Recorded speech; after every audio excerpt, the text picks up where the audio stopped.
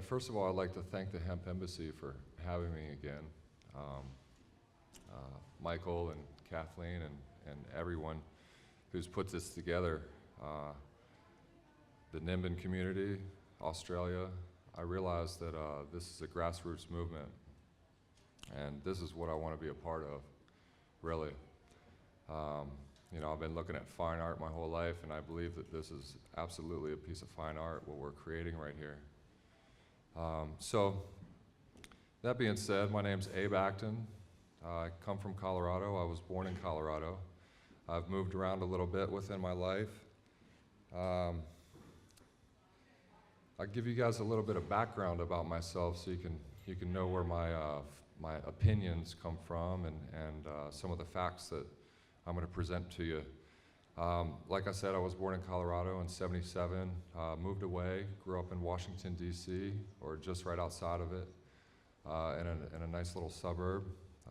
Can't complain. After high school, went to a little bit of college, decided that that really wasn't for me, and at that point moved down to the beach for a little bit, started building. And that's when I got into the building industry, and that's where I stayed. I stayed in the building industry since about 1997, all the way until about 2009, which is still one of my passions.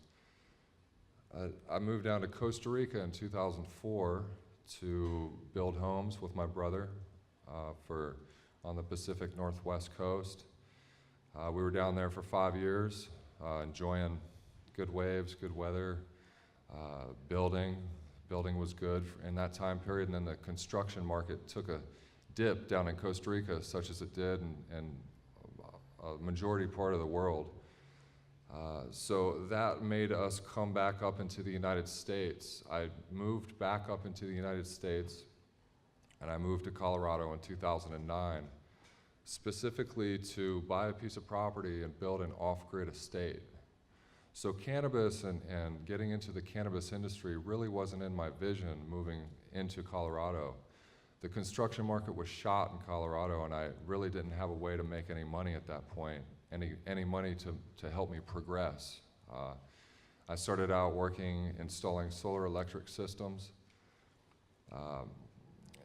for the first couple of months, and figured that, you know, working for $17 an hour and being up on roofs in the wintertime, it really wasn't my cup of tea.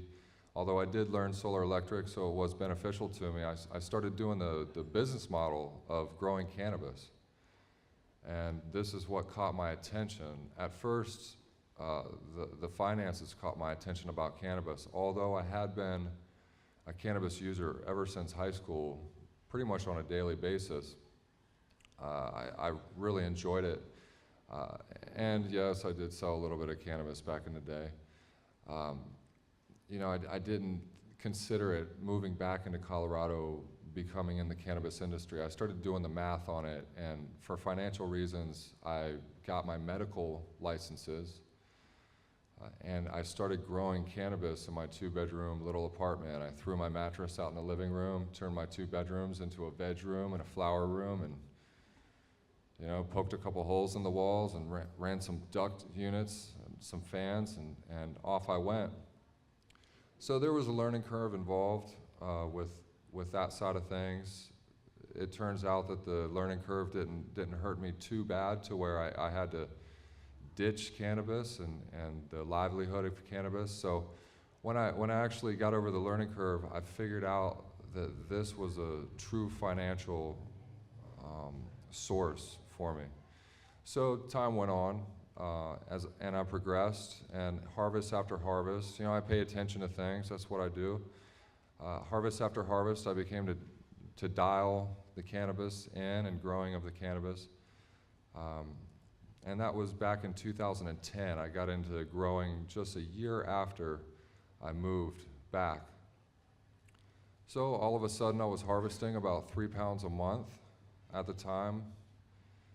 You know, you were getting close to 2,500 a pound, you know, so we were looking at I was looking at anywhere, say $7,000 to $7,500 a frickin' month sitting in my house, taking care of plants, and eventually processing these plants, making medicines for people. So as I started dialing this in, people kept coming to me. I was registered as a medical caregiver. People kept coming to me with these problems and conditions and saying, hey, I heard that cannabis might be able to help me sleep at night. And I said, yeah, I've heard that too. And when I smoke a lot of cannabis, yeah, I can really sleep well at night, So let's research this a little bit more. So I started doing a little bit of research, and next thing you know, I'm making tinctures, right? And then someone would come to me for a skin condition, and I had to learn how to make salves, for example. As the years progressed, I became a little bit better at my growing and my medicine-making techniques, to where, I invested money each year into making myself grow just a little bit larger, and take on a little bit more and become a little bit more advanced at it. So when 2012 hit, Colorado legalized cannabis for recreational purposes. That's when we made a move, my business partner and I, Matt Pohl, we made a move and we started a company up called High Country Cannabis Tours. And this is based out of Denver. So I'm gonna use this screen real quick.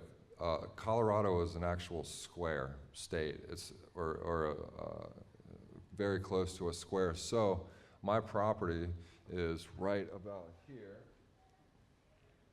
with Utah being right over in this area. Here's the Continental Divide, the Rocky Mountains right through there, and then Denver is sitting right on the front range of the Continental Divide, with Kansas over in this area. So what I would do is I would travel from Denver back to my property. All the recreational activity was really going on in Denver. We realized that we had to be in the mecca of what was going on here. So this is where we started High Country Cannabis Tours up. We offered tours, obviously, walking tours, luxury tours. We throw them in a limousine, go take them around Denver to all the best retail shops and educate. Very shortly after we started this company, we realized that it was all about education. Damon mentioned that earlier, and I will absolutely agree with him. It's all about changing minds at this point. People have been miseducated. So, through the tours, people would come in from out of state, and actually people from in-state would come in, and we'd just talk our heads off for 2.5 hours on these tours. We also offered medicine-making workshops, which was overwhelming. We were getting medical doctors coming in from all over the country, patients from all over the country, cancer patients, epileptic patients. It was really incredible, seeking all this information. So again, we started educating, and it was very obvious to us what was going on. And the third part of High Country Cannabis Tours was we offer these private condominiums, so vacation rentals. So someone could come in from, say, Texas, for example, with some friends or family, and we've had a lot of family vacations on these cannabis trips as well. It's been quite amusing. But we offer these condominiums, and we offer these nice, safe, private spaces for people to smoke cannabis in. We have a bong set up for them, a dab rig, papers, bowl. We encourage the use of cannabis over there. We set them up with a little treasure map of Denver with little pinpoints on the best places to go find their goodies. So, it turned into something fun. The other thing that I've been doing is that I've ramped my production up on the medicine up to, now I do 100 plants in a 4,000 square foot greenhouse. And I've been doing that for 5 years on my piece of property. So I go back and forth between Denver and my piece of property. And I've really become dialed in with the medicine as well. The fact that I wanted to stay a medical caregiver instead of going into the commercial side of things is something that I'll touch base on. There are a lot of regulations in Colorado right now when you start talking about the commercial and the retail side of things. So I wanted to stay away from that because I am weary of regulations. I think that, which I try to do is I try to act responsibly. I don't like regulations holding me up. I don't like restrictions. I want to practice freely with cannabis. So anyways, that's a little bit of a background. We've just launched a medicine making company over in Denver as well called Just Add Herbals, which I'll talk about tomorrow, and that's very interesting as well. We will be having those products over here in Australia. So again, you know, I feel a privilege of being here. What I'd like to do right now is I'd like to give you guys some hardcore numbers of what's going on. I represent Colorado, and one thing I do represent is a working model of cannabis. And these numbers that I'm about to tell you guys are totally astronomical for the fact that, I mean, let's start with the total sales in cannabis, with cannabis in Colorado in the year 2015 is $996 million. Okay, we just did not hit $1 billion, but we were very, very close. You know, I mean, this is a huge number, right? Let me say this, Colorado is the fastest growing economy in the US. I wonder why, right? Really, it's all right in front of our face. Again, we have a working model here. So these facts I'm about to tell you guys are straight facts. This is why when I think, what's going to happen is we're going to really push these facts on these politicians and these policymakers, and they're going to look like asses if they don't change their opinions, man. I mean, really, especially on the medical side of things. So, $996 million in total sales for medical and recreational cannabis in 2015. $135 million in taxes and fees for 2015. Okay, now those numbers, this is another very interesting thing about Colorado, is that only 30% of Colorado has embraced recreational cannabis and medical cannabis. That means, as I pointed out with the state of Colorado, this whole area right in here is pretty much the mecca, and that's really where the majority of the sales and the decriminalization and the embracing of legalization has taken place. This whole side of the state right here is super conservative, super conservative. So we're talking about these tax revenues and these revenue streams haven't even touched the majority of the state at this point. The local municipalities have the choice of prohibiting medical dispensaries and recreational shops, and that's what they've done. And it's only been through uneducation. They've been miseducated. And so me being over on the western part of the state with my property, I've run into issues. You know, neighbors have called the cops on me, for example.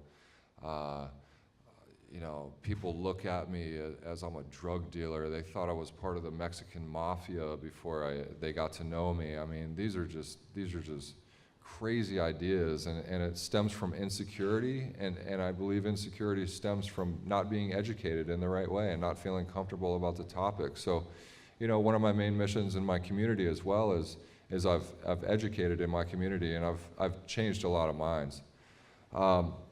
So 70% of the state still has not embraced cannabis. This is huge. So those numbers, 996 million, that's probably 1.5 billion, honestly, within the state. There's, for example, I'm a private caregiver. There's no tax system set up. There's no way to regulate and calculate how much I am producing being a private caregiver. All the tax regulations and fees, that's all for recreational and commercial use. That being said, out of the $135 million collected, $35 million has gone to build public schools. $8 million is allocated for youth prevention and education, mental health, and community-based development programs. $2.5 million allocated to fund health workers in Colorado schools. $2 million allocated to help fund community-based youth programs. $4.3 million going into outreach programs for students using marijuana. So in 2014, 16,000 people were licensed to work in the cannabis industry in Colorado.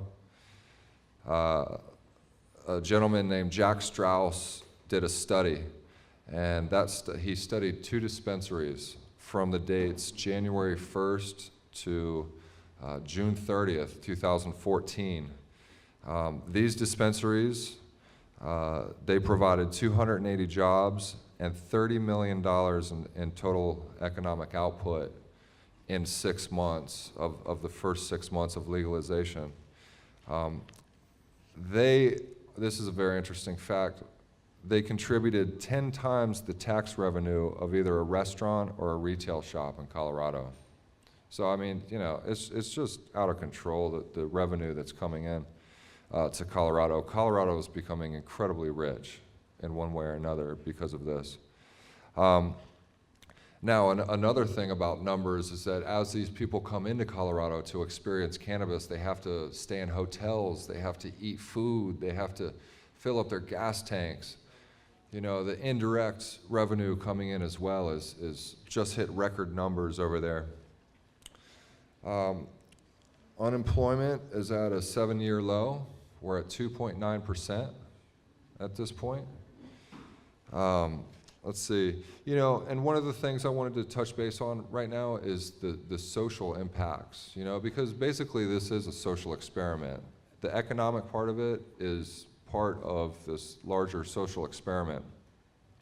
You know, will Columbus get in his ship and sail off the edge of the world, you know? These are uncharted territories at this point, what we're going into and what we've gone into, but we have 2 years of experience. You know, some of the social dynamics, the cartels are completely out of Colorado right now when it comes to cannabis. Now, this has also opened up another problematic subject of now cartels can't grow cannabis in Mexico and bring it up into Colorado or other parts of the country because the U.S. is producing such high-quality cannabis. So this is a beautiful thing on that note. The cartels had to figure out another way to make money. We have a huge epidemic right now with heroin in the United States. And that stems from Oxycontins, which the medical doctors prescribe. It's absolutely out of control over there. So the cartels have moved into heroin and methamphetamines, which is something to take note on. So, you know, ultimately, I believe that all drugs need to be regulated and decriminalized. Therefore, you know, the person knows exactly what they're getting, and we are taking the crime side out of things. Here's another deal that has to do with you know, organized crime and black markets. Is that, for example, if I were to sell someone 20 pounds of cannabis, you know, and that was say a $40,000 price tag, and things were a little gray or things were absolutely black at that point with the black market, I can't call my lawyer up at this point and say, you know, hey, we need to put a lawsuit against this guy because here's a contract saying that this guy's going to pay for 20 pounds of cannabis, and he hasn't paid me, so we need to sue him. No, I can't approach it civilized. So this is a problem within the black market, and this is another reason why this absolutely has got to be decriminalized and brought out into the open. People handle these problems with violence, and that's ultimately the only violence that happens in the cannabis industry. I believe so. I mean, you guys know cannabis isn't a violent substance at all. The big business side of things, this is an interesting one. You know, I mean, the corporations, they see numbers, they have investors, they have pressures behind them, and those pressures are to make money, ultimately. It's the bottom line. So what we're seeing with cannabis in Colorado right now are the dispensaries and the retail shops. They're pumping their cannabis full of steroids. They're pumping them full of these chemical nutrients, such as they would with a chicken farm or a pig farm or a cattle farm as well. They're pumping them full of these artificial nutrients, right? And a lot of those are heavy metals. And when I smoke this cannabis in Colorado right now that I get from a dispensary that's been pumped full of these nutrients and these nasty pesticides, I can feel it. And what I feel is a very anxious high, right? So I strictly do organic on my end. The nice part about Colorado as well is that every citizen has the right to grow cannabis. This is very cool. Other states are totally limiting to big business growing, which, cannabis is a very easy plant to grow. You guys probably already know that. Let's see, huge problem, cash, the banking system. It will not allow us to bank, right? Because the banking system is a federal system. This is a problem. That $996 million plus, the majority of that's cash. And that's dangerous, right? So this is a huge problem. As Colorado is probably the leading model, maybe within the world, I could argue that because I was just over in Europe, and I'll talk to you guys about that, where their system is completely different. It's decriminalized over there, it's not legalized. The only difference between that is that Colorado is picking up tax revenue, but Europe is alive and well in the cannabis industry, absolutely. So there's all this cash laying around, and that is, obviously that's problematic, man. That sets up situations for break-ins and burglaries and that sort of deal. Oklahoma and Nebraska recently tried to sue Colorado on a federal level for cannabis coming into their states from Colorado. The federal government shut them down. And my argument to them is that they shouldn't be worried about the cannabis coming into their state. What they should be worried about is the money leaving their state. If they don't embrace it, all this money is coming into Colorado. It's totally exchanging state lines at that point, and they should absolutely be worried about that. Violent crimes fell 2.2%. Burglaries decreased 9.5%. Overall property crime decreased 8.9%. Alcohol-related deaths decreased. Pharmaceutical-related deaths decreased. Methamphetamines deaths have also decreased. Arrests for marijuana possession have fallen 84% since 2010, right? So although I am very critical of politics and bureaucracy and regulations in the government, I do have to say that Colorado has made some wise decisions. Have there been economic factors involved? Absolutely. Are they benefiting from it? Absolutely. Everyone, why not benefit from this as well? I mean, the money's exchanging hands. And so, as I look at these numbers, I realize that these numbers are also gaining speed. So this is a beast on what is going on over here. And the numbers just keep getting larger and larger and larger, and we keep breaking records every month. We keep breaking records on tax revenues and sales. One last point that I wanted to make before I take some questions is that the quality of my cannabis life has absolutely gone up while living in Colorado, because I can walk into a shop and I know the genetics that I'm buying. It's very important to know what genetics you're putting in your body, especially on the medical side of things, because medicine has got to be controlled. And you going into the black market, meeting someone in the alley or in a parking lot, and the street dealer telling you that this is some great, blueberry haze or something like that, man, they're lying to you. They don't know where it's coming. But in a controlled atmosphere, you know exactly what you're getting. And this is a very important part to the quality of life and cannabis consumption. So, yeah, I guess I'll stop there and entertain questions at this point, if you guys have any.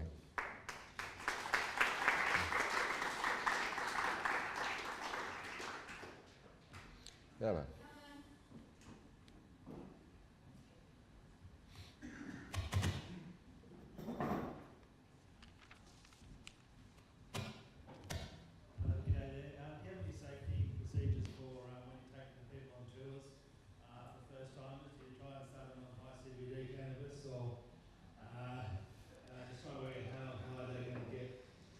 Well, we give them the whitewater rafting speech.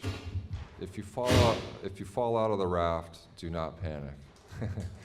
No one else jump in after them. You know, yeah, we are very responsible within our tours. Yeah, CBDs are a great way to not get them incredibly blasted off. And edibles as well. Edibles have been the problem child over there in Colorado because these edibles take about 45 minutes to an hour to hit.